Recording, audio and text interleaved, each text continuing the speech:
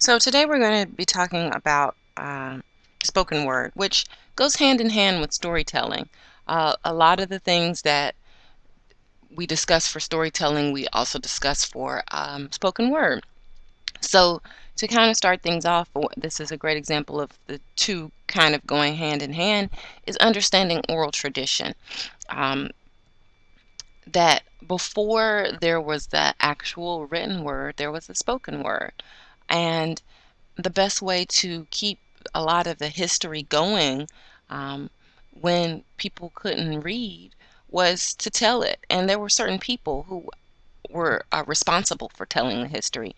In Africa, they are known as griots, and we even have griots in African American culture as well. This is the person who starts the performance, who gets the crowd excited, who tells who the person is that we're all coming to see, tells things that are going on in the community, things that have gone on in the community. In the hip hop culture, this person is known as the hype man or the hype woman. And we can see one here from Mali. So that is the griot. And then in England and Europe, those people were known as bards and scopes. And again, they would tell poems with rhyme and meter, and that could help with the memory part of it. Um, and oftentimes they would tell epic poems so that we could learn the whole story, and if we could the way that it could be interesting to the audience as well as make it easy for the scope to learn is to have it set to some sort of rhythm and to have it rhyme. So the beginnings of poetry. A great example of this is the Odyssey, which is Greek. It's one of the major Greek epic poems, and it's attributed to the poet Homer, though many people question if he was the only author because it is so long. The poem is commonly dated to, between 800 and 600 BCE, before the Common Era. The poem is in part a sequel to the Iliad and concerns the events that befall the Greek hero Odysseus in his long um, journey back to his native land from the after the fall of Troy. It takes Odysseus 10 years to return to his native land of Ithaca, and then during his 20-year absence, his son and his wife must deal with a group of unruly suitors who that have moved into Odysseus' home to compete for his wife's hand in marriage, since most have assumed that Odysseus had died. The poem is considered one of the fundamental texts of the Western canon and continues to be read in both Homeric Greek and translations around the world. Today we recognize poetry on the page as well as poetry alive on stage, performed for an audience.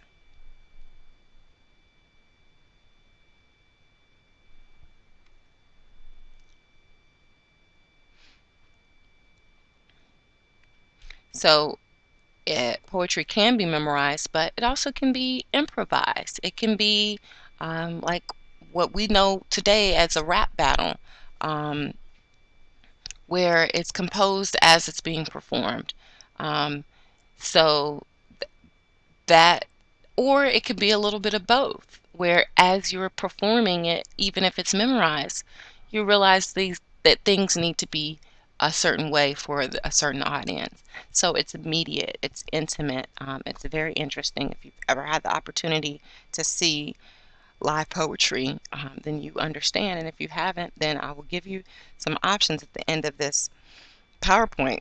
But I highly suggest that you do get a chance to see live poetry. These are some quotes about performance poetry. Ralph Waldo Emerson says, "The language of the street is always strong. Cut these words and they would bleed. They are vascular and alive. They walk and run. A shower of bullets." Poetry is not for those who write it, it is for those who need it. And Pablo Neruda said that. Archibald MacLeish says a poem should not mean but be. So please make sure that you watch the YouTube links that are available in the module with the different poets. Taylor Miley is a great example of a great poet. Um, for instance, his poem Like You Know is a great example. George Watsky is another great example of an interesting spoken word artist. Watch his poetry as well as Flowetry. And the poem that they will be doing is Fantasize. You might be familiar with Flowetry as R&B group, but they got their start in poetry. And a lot of times we will find that music and poetry go hand in hand. Great singers are also great songwriters, and the written word, back to where we started in terms of it's the written word comes from poetry when we're talking about music. So this is a wonderful group that's able to really understand that there is a difference between music and poetry and how we can split the difference and still get both. So watch that, and then consider your reactions for the different examples that I have on in your module for poets and spoken word artists and the performances that you'll watch. Consider what you hear as well as what you see, because it is a performance, and how it makes you feel and what you think about the performance. What images do you remember from the poem? And notice that the words will actually conjure images even though we don't see the images. We only see the poet. And what words or phrases stuck out for you? Words and phrases are very important. They are the poet's tools.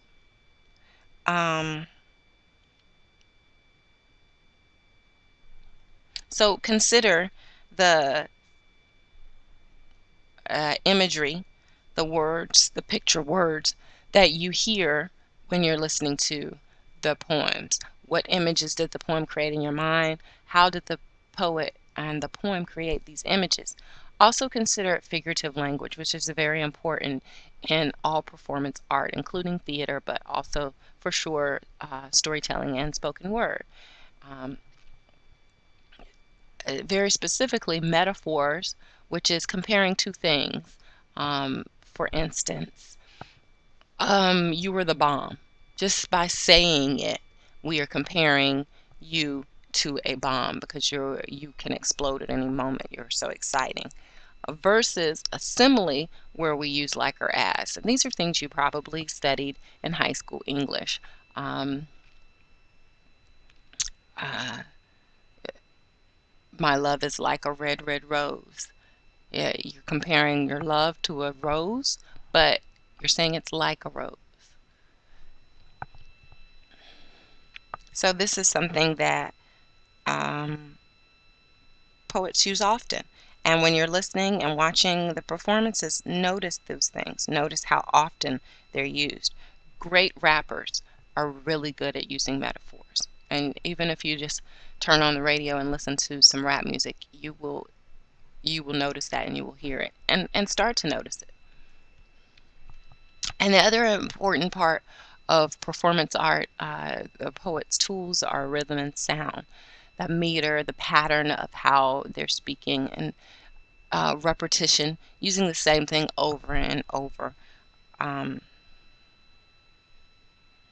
For instance, the Taylor Miley "Like You Know" is that phrase is used over and over.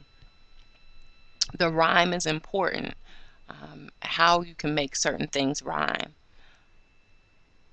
And alliteration, which is the beginnings of the words have the same sound.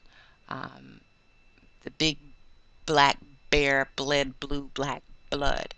So any tongue twister uses a lot of alliteration. as well as assonance, which is the the other part of the word has the same sound, which is a lot harder to do, but it's really interesting to shape words and when used in performance art and poetry.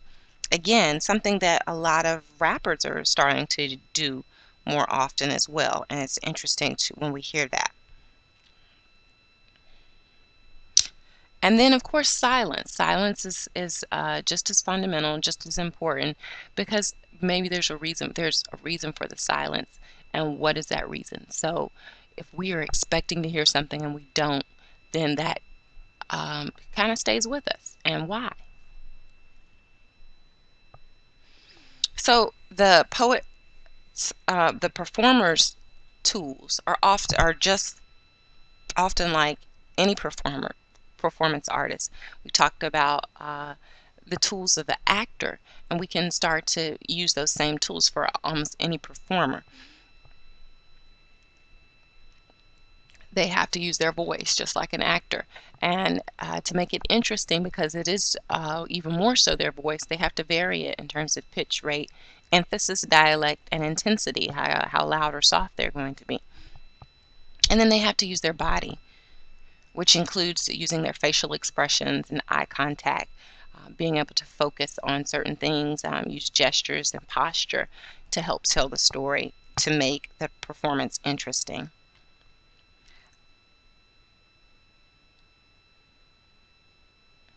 The power of performance poetry entertains and enlightens. It transforms a collective audience.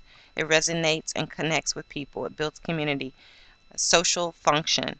Um, it brings passion into art from what some consider an elite intellectual exercise. It makes poetry accessible. It connects arts with compassion, and oftentimes it will use the colloquial um, and sometimes even coarse language to make it more accessible to the everyman. So it uses slang.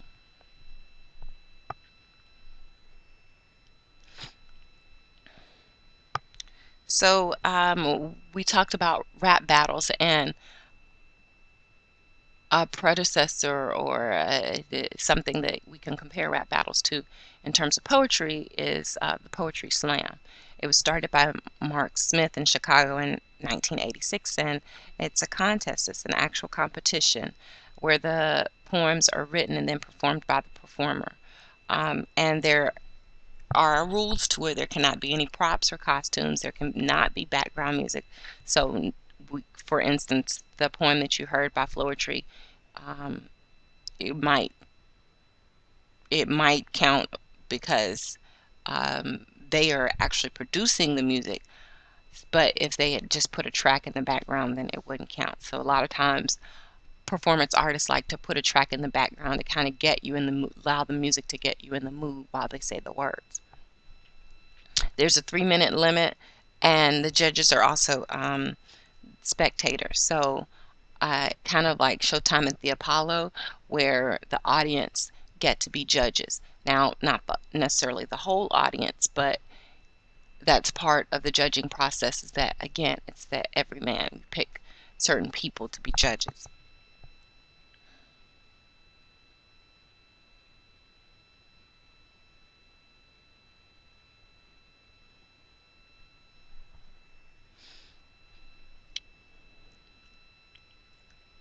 So when talking about performance poetry,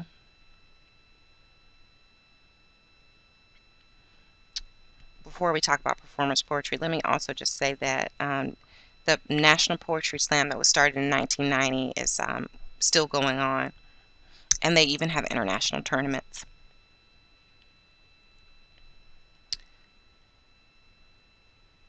And we already talked about performance poetry and what all it does. So, as promised, these are different hotspots in the Atlanta area for performance poetry. KSU has the spoken word. They often bring in someone at least once a year to do a spoken word performance, and they have spoken word student performers. So go on the website and check that out.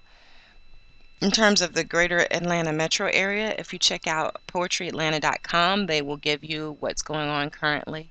Java Monkey in Decatur has open mic slams on Sunday nights, and Apache Cafe has poetry exchange on Sunday nights. So those are two great places to kind of get started, and just a cool spot to go maybe for a date night. Remember that spoken word performances may contain adult language and themes not appropriate for all audiences, but have an open mind when you watch it. And what you won't see and hear are like what you're accustomed to in terms of plays. You won't see large sets, you won't see costumes, props, you won't see people play acting. They are speaking directly to the audience. That fourth wall for performance is not there like a play. It is, again, storytelling. The person is being themselves and they're addressing the audience. So sometimes they might use narration, sometimes they might become a character. They might show it and as well as tell it. And they use their actions so that it's more exaggerated. So it's again a lot like storytelling and less like acting, but still very much a performance and very much worth watching. So please, when you can, go see some spoken word. Have a great week, and you'll hear from me next week. Bye.